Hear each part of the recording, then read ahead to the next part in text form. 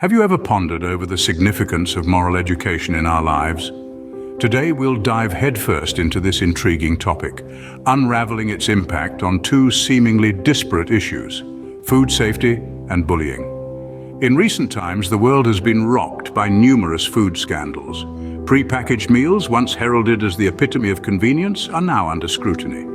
Unscrupulous individuals, driven by their relentless pursuit of profit, have been found guilty of producing counterfeit and substandard products. This blatant disregard for human life is a poignant reminder of the moral decay that pervades our society. In an eerily parallel narrative, bullying cases are on the rise, capturing widespread attention.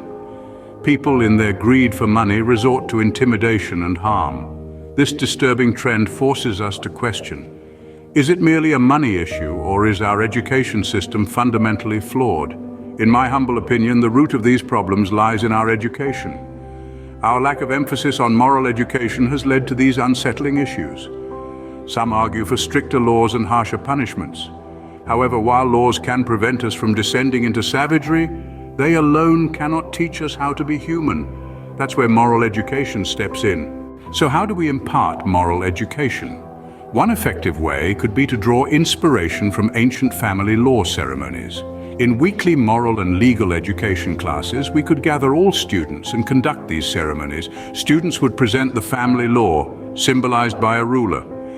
Teachers, holding the ruler, would call out the students who've made mistakes and apologize for their lack of proper guidance. The teachers would then hand over the ruler to the students, kneel down, and ask the students to punish them. This ceremony, I believe, would leave an indelible mark on the students. We live in the era of artificial intelligence, where rote learning is becoming obsolete. If our teachers merely focus on academics and neglect the importance of character building, we'll struggle to compete with developed countries. For the resurgence of our nation, we need an educational reform that revives the moral teachings of our ancestors. Now imagine a world where ancient moral teachings like the disciple rules, once considered the cornerstone of education 2,000 years ago, are embraced again. Picture our children performing the ancient Han-Dan step, an elegant dance that eclipses any modern street dance. And envision our society taking collective action to revive these forgotten gems.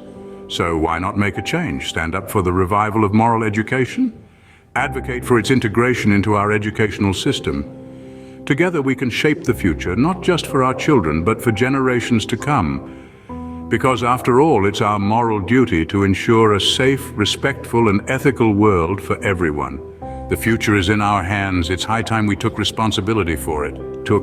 As we delve deeper into the significance of moral education, we turn to one of the most influential voices of our time, Mr. Fan Lin.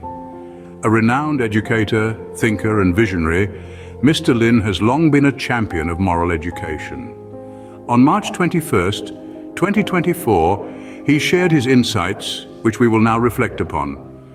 Education is not just about acquiring knowledge, begins Mr. Lin, his voice resonating with conviction. It's about cultivating character, fostering empathy, and instilling a sense of responsibility. That's where moral education comes into play. He then draws our attention to two pressing issues: food safety and bullying.